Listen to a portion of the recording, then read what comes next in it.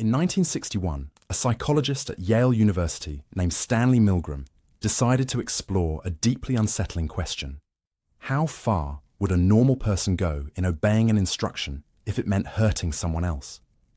The results would become one of the most famous and controversial experiments in history. He advertised for male volunteers for a study on memory and learning. When a participant arrived, he was introduced to another volunteer, a friendly middle-aged man who was secretly an actor. Through a rigged draw, the real volunteer was always assigned the role of teacher, while the actor became the learner. The teacher watched as the learner was strapped into a chair in another room, with electrodes attached to his wrists. He was told the electrodes were connected to a shock generator that the teacher would control. The teacher was then seated in front of the shock machine. It was an intimidating device with a row of 30 switches ranging from 15 to 450 volts. The switches had labels that grew more and more ominous, from slight shock and strong shock, all the way to danger, severe shock. The final two switches were marked with a simple XXX. The task was straightforward. The teacher would read word pairs, and for every wrong answer the learner gave, the teacher had to deliver an electric shock, increasing the voltage with each mistake. Of course, the shocks weren't real, but the teacher had no idea. As the voltage increased, the actor playing the learner began to cry out in scripted pain. He would grunt, then shout. At 150 volts, he would yell that he wanted to stop, mentioning a heart condition. As the shocks continued, he would scream in agony, then start banging on the wall.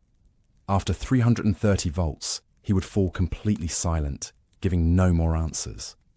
When the teachers hesitated or expressed concern, the experimenter, a man in a grey lab coat, would give them a series of prods. Please continue. The experiment requires that you continue. And finally, you have no other choice. You must go on. Before the study, Milgram had asked his colleagues to predict the outcome. They guessed that maybe 1% of participants, the most sadistic among them, would go all the way to 450 volts. They were shockingly wrong.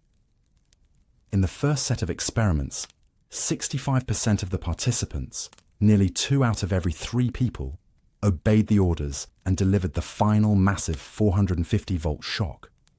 These weren't monsters. They were ordinary people who were visibly distressed, sweating, trembling, and pleading to stop. But when the authority figure insisted, most of them continued to the very end.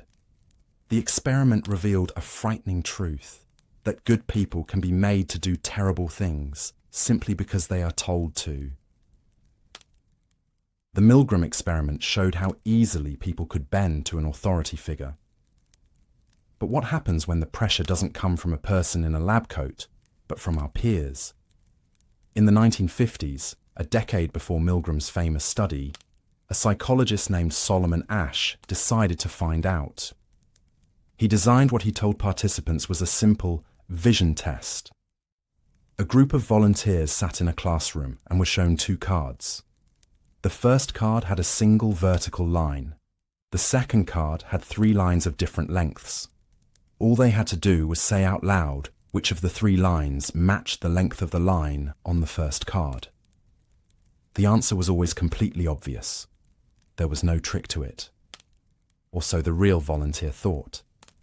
In each group, all the other participants were actually actors. For the first few trials, everyone would give the correct answer. But then, on a specific round, the actors would begin unanimously naming the wrong line. One by one, they would state with complete confidence an answer that was clearly false. Suddenly, it was the real participants' turn. They were faced with a bizarre choice: trust the undeniable evidence of their own eyes, or go along with the crowd. The results were stunning. The lone participant would often hesitate, question their own sight, and nervously laugh, not understanding what was happening. Asch found that 75% of participants conformed to the group's wrong answer at least once. Overall, people knowingly gave the wrong answer more than 1/3 of the time, just to avoid standing out. The experiment proved that the quiet, unspoken pressure to belong can be powerful enough to make us deny a truth that is right in front of our faces. Milgram showed that we obey authority, and Ash showed that we bend to the will of the crowd. But what about the behaviors we aren't told to do or pushed into doing? What if we learn simply by watching? In the early 1960s, a psychologist at Stanford University named Albert Bandura decided to find out with a now famous experiment. The setup was simple. He invited young children, one by one, into a playroom full of toys. Among them was a large inflatable clown doll called a Bobo doll. After a few minutes, an adult would enter the room. For one group of children, the adult played quietly with some Tinker toys and completely ignored the Bobo doll. But for the second group, the adult walked over to the doll and launched into a bizarre, aggressive attack.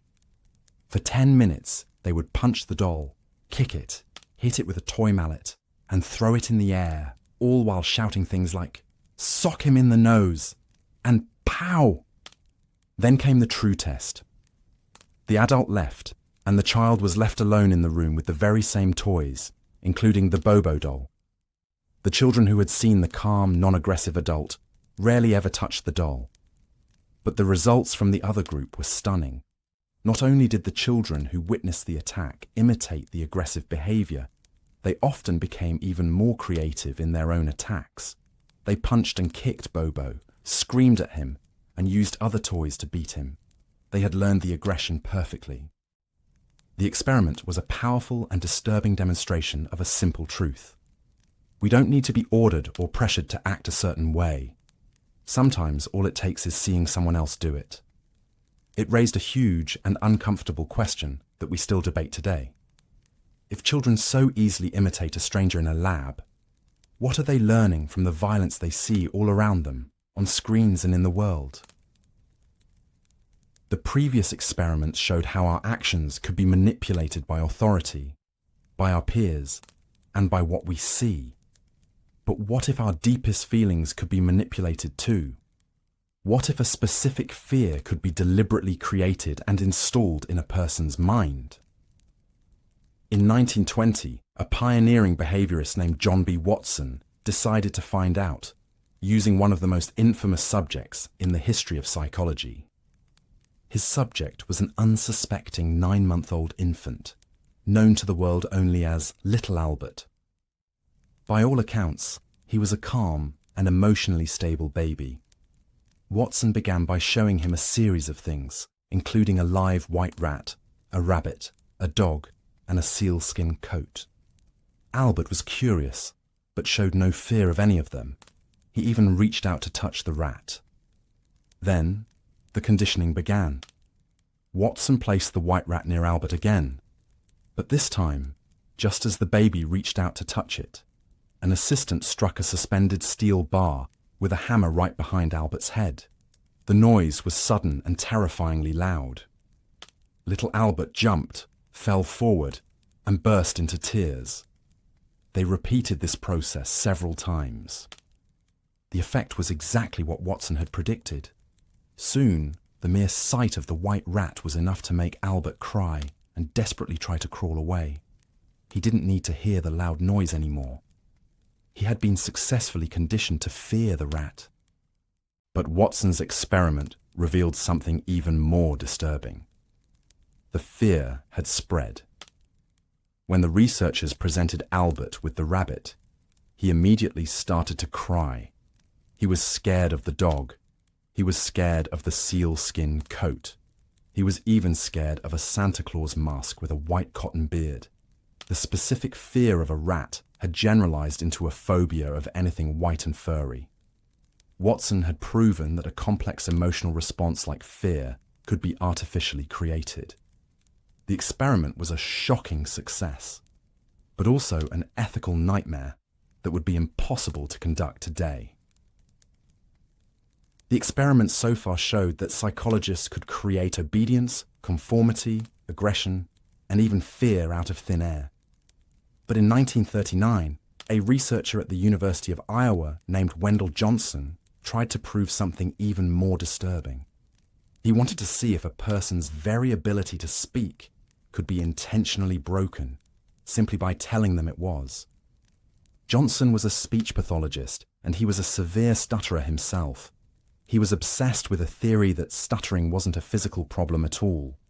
He believed it was a learned behavior caused by parents making their children anxious and self-conscious about normal everyday speech mistakes. To prove this, he and his graduate student Mary Tudor devised an experiment so cruel that it was later nicknamed the Monster Study. Their subjects were 22 orphaned children. Tudor divided them into two groups. One group consisted of children who already had stutters, and she gave them constant praise and positive reinforcement, telling them their speech was fine. But the second group was made up of 12 children who spoke perfectly fluently. This group was told the exact opposite. Tudor began a campaign of relentless negative criticism. She told these perfectly healthy children that they were beginning to stutter. Every normal hesitation or repetition was pointed out as a problem. They were told, "Don't speak unless you can do it right."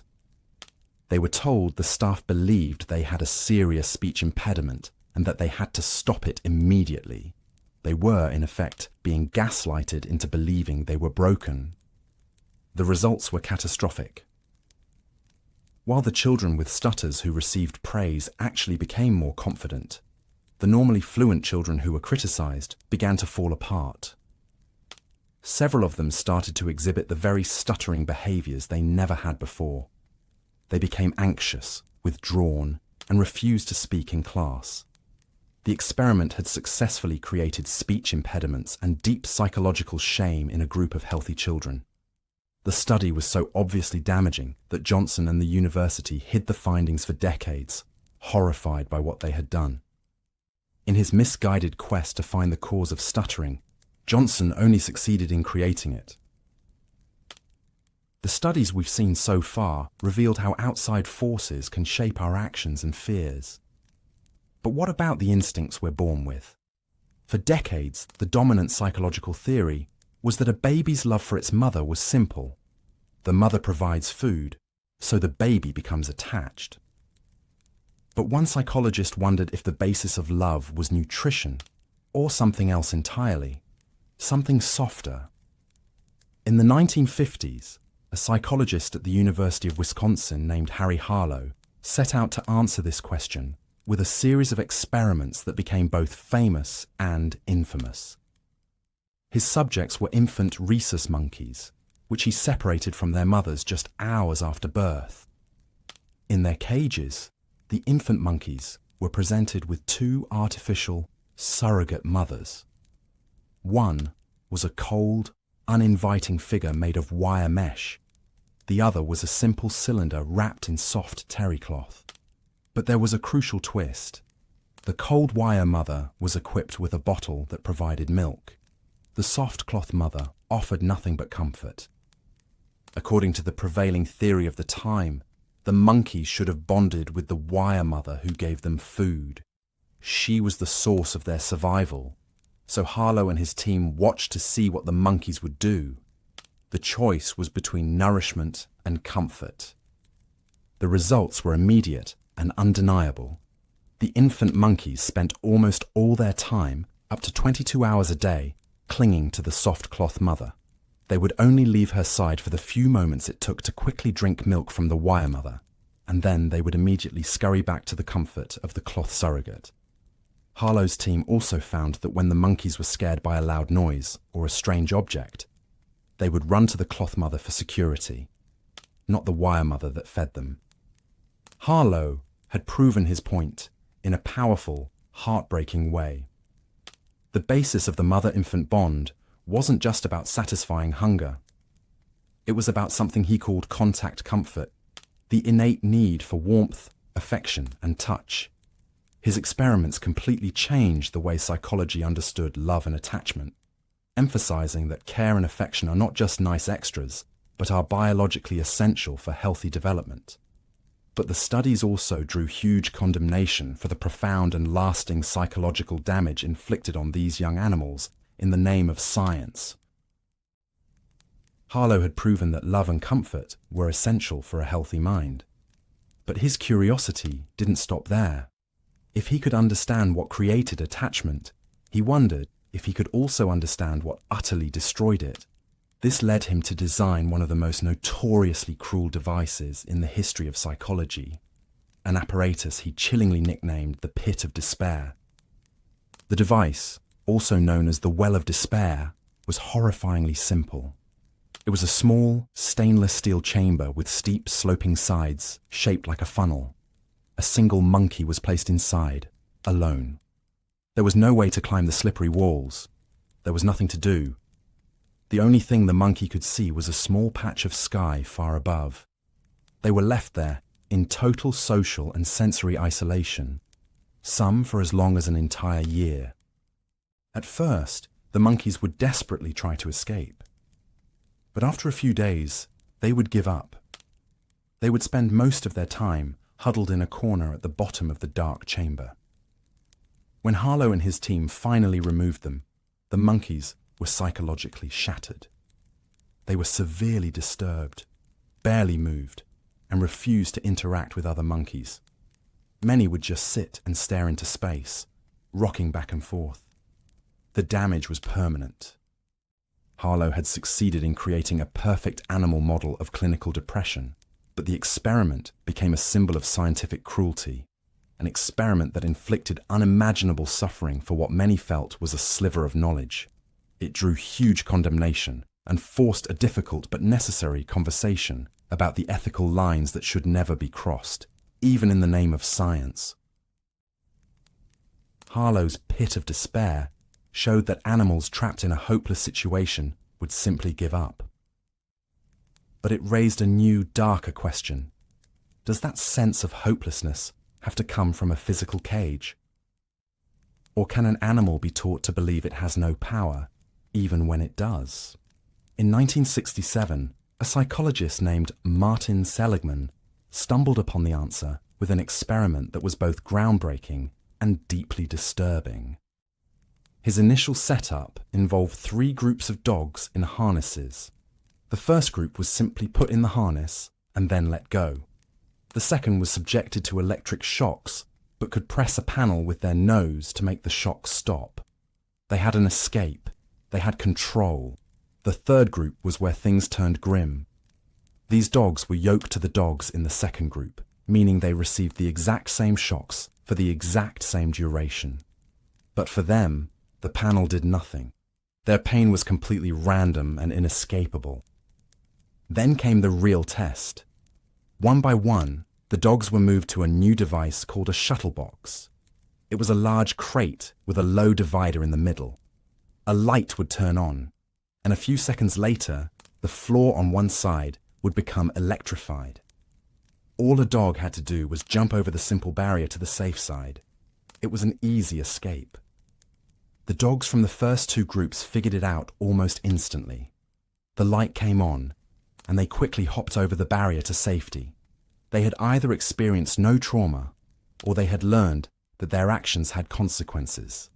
But when the dogs from the third group were put in the box, Seligman witnessed something that would change psychology.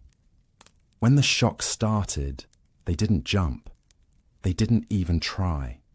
They just lay down on the electrified floor and whimpered. It wasn't that they couldn't escape. They just didn't believe escape was possible. The earlier experience with uncontrollable pain had taught them that nothing they did mattered, so they simply gave up. Seligman had discovered a powerful psychological state he named learned helplessness, a concept that would become a cornerstone for understanding human depression and the devastating effects of feeling powerless over your own life. The experiments we've seen pushed people into obedience, fear, and helplessness. But what if a test was so bizarre, it didn't seem to have a point at all? In 1924, a graduate student at the University of Minnesota named Carney Landis set out to answer a seemingly simple question. When we feel an emotion like shock or disgust, do our faces all make the same expression? To find out, He gathered a group of subjects, mostly other students, and drew black lines on their faces with a piece of burnt cork. These lines would help him track their facial muscle movements as he photographed them reacting to a series of stimuli. Then, the bizarre part began. Landis subjected his volunteers to a whole range of strange and intense experiences. They were forced to smell ammonia. They listened to jazz music. They put their hands into a bucket filled with live frogs. They looked at pictures of gruesome skin diseases. He even showed them what, for the 1920s, was considered pornography. But the final task was the most extreme of all. Landis handed the participant a live rat and a knife. Then he ordered them to decapitate it. Landis assumed most people would refuse. He was completely wrong. After hesitating and protesting, a full 2/3 of the participants did exactly as they were told and killed the rat. And for the 1/3 who couldn't go through with it, Landis would simply take the knife and decapitate the rat himself, right in front of them. Ironically, the study completely failed to answer his original question. He found no evidence of universal facial expressions. Instead, he had accidentally stumbled on a much more disturbing finding, one that Stanley Milgram would make famous decades later, that an astonishing number of ordinary people will carry out a repulsive act simply because a person in a lab coat tells them to.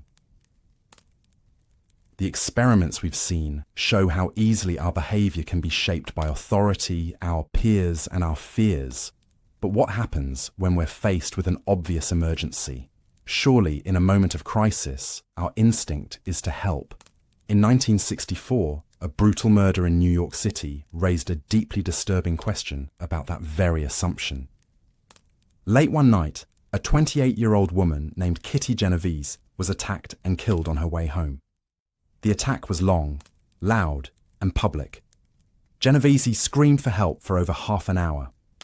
According to the initial shocking report in the New York Times, 38 of her neighbors saw or heard the attack from their windows. But for a fatally long time, not a single one of them called the police. The story horrified the nation and left everyone asking the same haunting question. Why? This question obsessed two social psychologists, John Darley and Bibb Latané. They had a strange and counterintuitive theory. What if the witnesses didn't help, not in spite of the fact that there were so many of them, but because of it? They suspected that the responsibility to act gets diluted in a crowd. To test this, they designed a series of ingenious experiments. In one famous setup, they invited a student to a room to fill out a questionnaire. Sometimes the student was alone, and sometimes they were in the room with two other people who were secretly actors. A few minutes into the task, smoke would begin to pour into the room through a wall vent. It wasn't subtle. The room quickly filled with smoke until it was hard to see.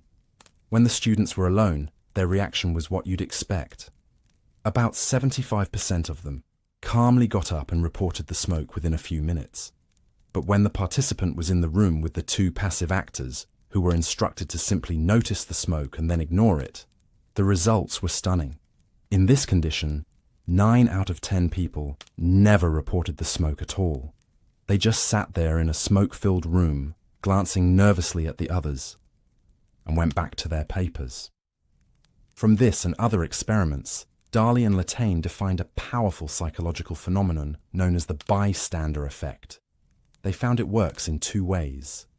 First, in an ambiguous situation, we look to others for cues on how to react. If no one else is panicking, we assume it must not be a real emergency, a state called pluralistic ignorance. Second, even if we know it's a crisis, the presence of other people creates a diffusion of responsibility. We assume someone else will surely make the call or step in to help. The Kitty Genovese case was no longer a mystery. The very thing that should have guaranteed her safety, a high number of witnesses, was likely the very reason no one did a thing. The bystander effect showed that the presence of other people can stop us from helping someone in a crisis. But what happens when we're all alone? What if the conflict isn't between our conscience and a crowd? but between our conscience and a simple, everyday pressure, like being late for an appointment? In 1973, John Darley, one of the psychologists behind the bystander effect studies, teamed up with another researcher named Daniel Batson to find out. They designed an experiment that was both simple and brilliant. Their subjects were students at the Princeton Theological Seminary, people who were literally studying to become religious leaders. The students were told they needed to walk to another building to record a short sermon. Crucially, the researchers gave half of the students a sermon to prepare on the parable of the Good Samaritan, the famous biblical story about the importance of helping a stranger in need. The other half was given a less relevant topic. But the real experiment started right before they left. An assistant would give each student one of 3 instructions. Some were told they were early and had plenty of time. Others were told they were on schedule but shouldn't delay. And a third group was told they were already late and that they needed to hurry. On the short walk between the 2 buildings, the researchers had placed an actor in an alleyway. He was slumped over, head down, coughing and groaning. He looked like the very person from the parable, a man in clear, desperate need of help. The question was simple: who would stop? The results were stunning. The topic of the sermon had almost no effect at all. It didn't matter if the student was about to give a speech on helping others. It didn't make them any more likely to actually help. The only thing that mattered was whether they were in a hurry. Of the students who thought they had plenty of time, 63% stopped to help the man. For those who were on schedule, it dropped to 45%. But for the students who had been told they were late, the number was shocking. Only 10% of them stopped. Some of the seminary students, on their way to deliver a sermon about the Good Samaritan, literally stepped over the suffering man to get there on time. The experiment showed that our deep-seated moral and religious beliefs can be easily overpowered by something as simple as being late. It wasn't that these were bad people. It was that a simple, situational pressure was powerful enough to make them completely blind to the needs of another human being. The experiments we've looked at show how easily a psychologist in a lab can manipulate a person's behavior. But what happens when these same principles are applied not to an individual, but to an entire group in a regular high school classroom? In 1967, a history teacher in Palo Alto, California, named Ron Jones, was trying to explain to his students how the German people could have allowed the Nazi Party to rise to power.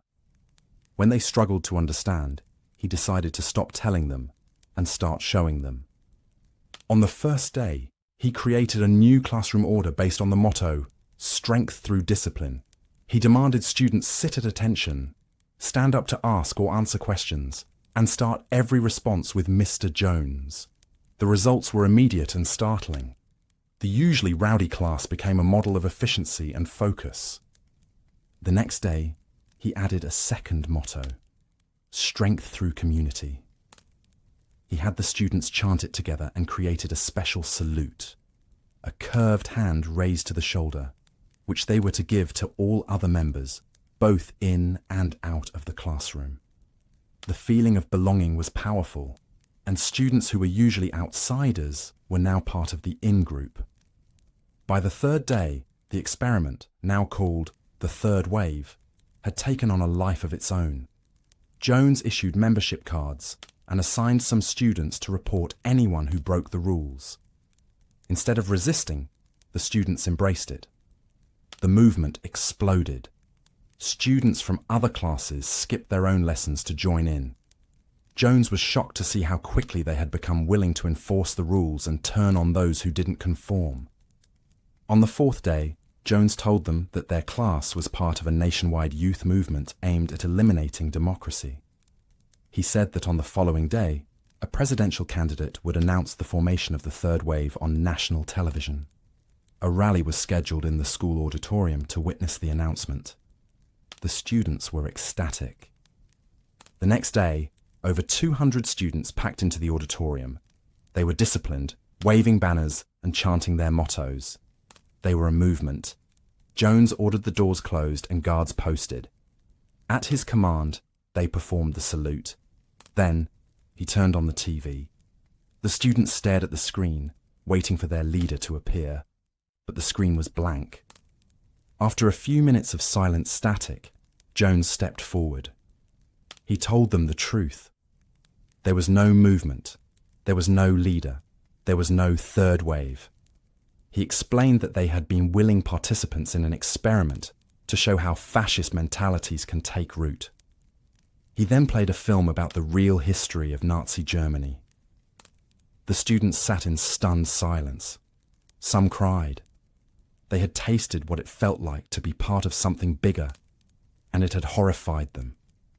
In just 5 days, they had learned a lesson they would never forget: that the desire for discipline, community, and action can be twisted into something terrifying, and that it can happen to anyone, anywhere. The third wave experiment stands as a chilling final exhibit in our gallery of psychological manipulation.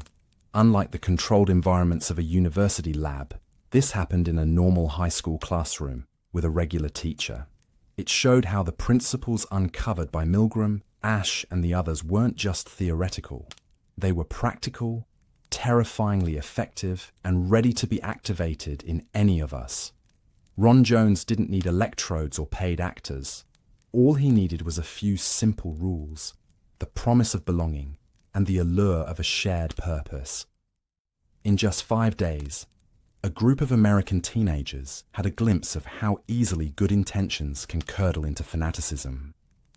When you look back, you can see how each experiment we've explored adds another piece to this unsettling puzzle of human nature. Milgram and Landis showed us our startling obedience to authority. Ash revealed our deep-seated fear of standing out from the crowd. Bandura demonstrated that we learn aggression simply by watching, while Watson proved that a core emotion like fear could be artificially installed and spread.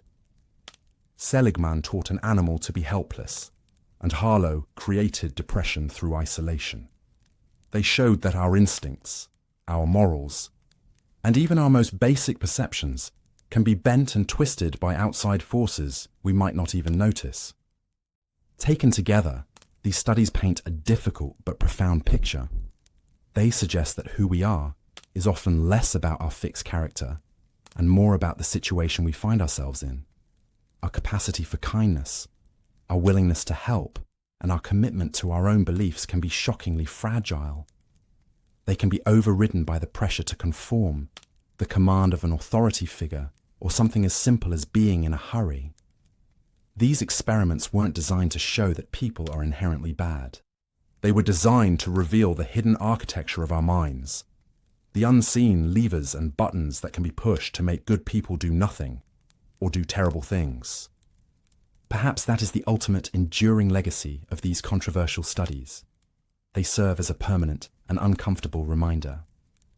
They hold up a mirror and force us to ask how we might have acted in that room with the shock generator, in that classroom with the wrong answer, or in that smoke-filled room.